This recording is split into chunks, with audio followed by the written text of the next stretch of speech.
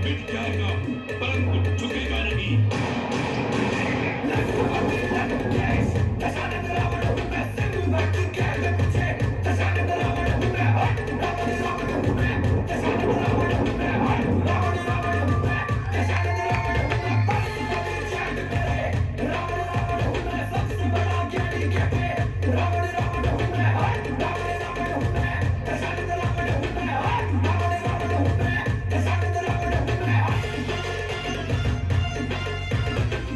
जिस राम का तुम साथ दे रहे हो वह राम भी देख लेगा कि रावण के साथ युद्ध करना कितना दुष्कर कार्य है।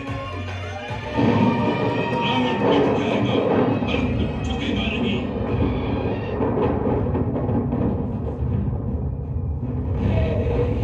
भरोसे है सहारे दुविधा की घड़ी में ये मन तुझको ही पुकारे।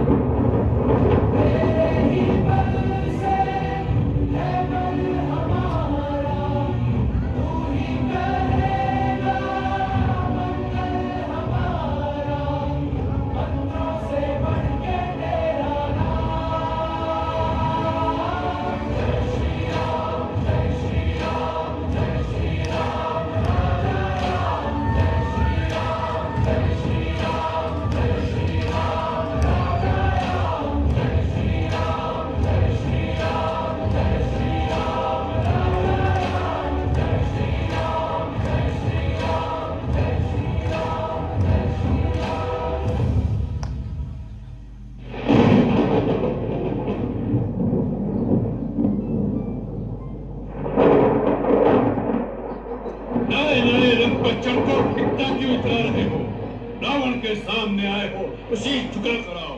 तो इससे पहले यदि शीश झुका कर आ जाता तो कदापि तेरे बच जाने की संभावना हो सकती थी, परंतु अब तो तेरा शीश काटना ही अनिवार्य हो गया।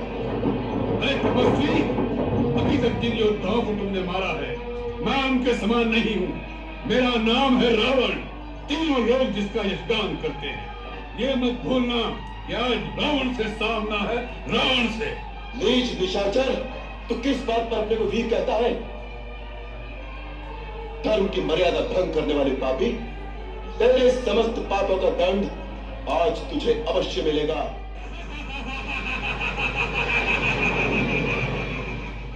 बहुत हो चुका ये प्रणाम।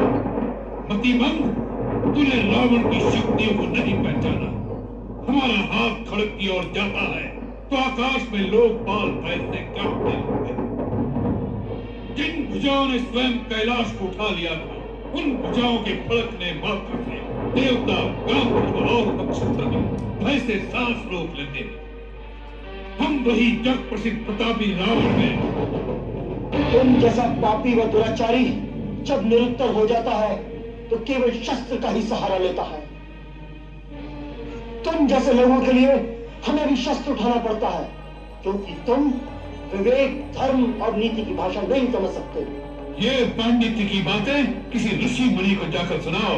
रणभूमि में आए हो तो बातें करो शस्त्रों की झंकार से। शस्त्र ही प्रश्न पूछे, शस्त्र ही उसका उत्तर दे। यही नियम है यहाँ का।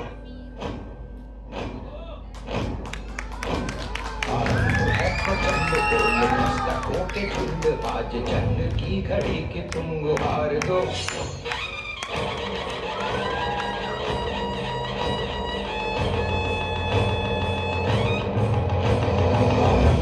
प्रचंड बोल मस्तकों के झुंड बाज जंग की घड़ी कि तुम गुहार दो। आन भान शान या की जान का हो दान आज एक धनुष के बाण पे उतार दो। आरंभ है प्रचंड बोल मस्तकों के झुंड बाज जंग की घड़ी कि तुम गुहार दो। आन भान शान या की जान का हो दान आज एक धनुष के बाण पे उतार दो। आरंभ है प्रचंड।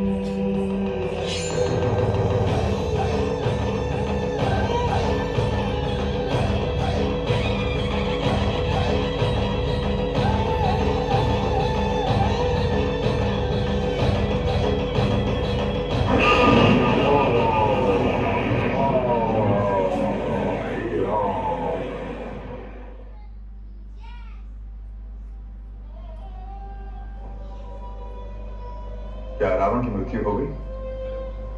वो हिलडुल नहीं रहा है, लगता है मर गया है या फिर मरने का ढोंग कर रहा है। इन राक्षसों पर भरोसा नहीं किया जा सकता भैया। लक्ष्मण, ध्यान से मेरी बात सुनो। रावण एक बड़ा भक्त था, किंतु श्राप के कारण उसका जन्म राक्षस रूप में हुआ। उसकी यूं ही उपेक्षा न करो। हमारा जन्म अवश्य राजवंश में हुआ है, पर हमें अपने महान पूर्वजों से राज्य नीति की कला सीखने का अवसर नहीं मिला। अयोध्या लौटने पर राज्य का भार मुझे सौंप दिया जाएगा। कौन देगा इसकी शिक्षा मुझे? राजनीति के संबंध में उसका विचार जानना हमारे लिए अच्छा हो। ऐसी आपकी आज्ञा है।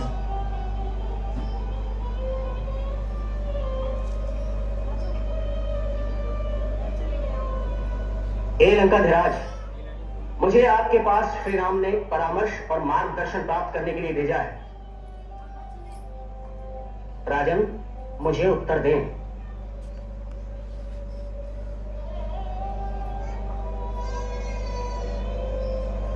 कोई लाभ नहीं भैया, वो तो मेरी बात ही नहीं सुनता। तुमने उनसे आदरपूर्वक बात तो की ना? जी हाँ, मैंने वैसा ही किया है। जब तुम उनसे बात कर रहे थे, खड़े कहां थे?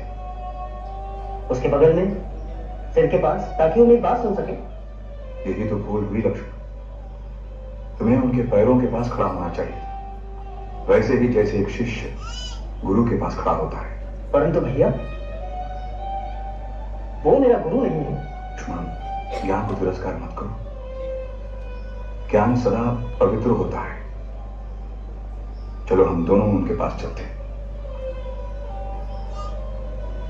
महाराज, मेरी बुद्धि तो स्वयं भ्रमित और अंधकार में डूबी है। उचित और अनुचित के बीच का भेद जानने में असमर्थ है। हे रघुकुल स्वामी, मैं भला आपको क्या शिक्षा दे सकता हूं? महाराज, आप मुझसे बड़े हैं, अनुभवी भी हैं, एक समर्थ शासक रहे हैं आप। मुझे उचित, अनुचित और शासन करने के संबंध में आपके विचार जानने चाहिए। मेरे जीवन का अंत अब निकट है, फिर भी थोड़ा बहुत जो कहता हूं वो सुने। हे रघुराज, कोई भी कार्य जो दया, प्रेम और परोपकार की भावना से किया जाता है वो निश्चित ही अच्छा होता है। अगर आप कोई सत्कर्म करना चाहते हैं तो उसमें देरी न करें, उसे तुरंत कर डालें, नहीं तो बाद में उसे पूरा करने में कठिनाई होती है। उचित कहा। बुद्धिमान व्यक्ति वो होता है जो क्रोध, घृणा और घमंड से प्रेरित होकर कार्य करने में अपने को रोकता है। उचित अनुचित के बारे में मेरा यही ज्ञान है। हे राम, इस ज्ञान का तुम सदुपयोग करना और मेरे अपराधों को क्षमा करना।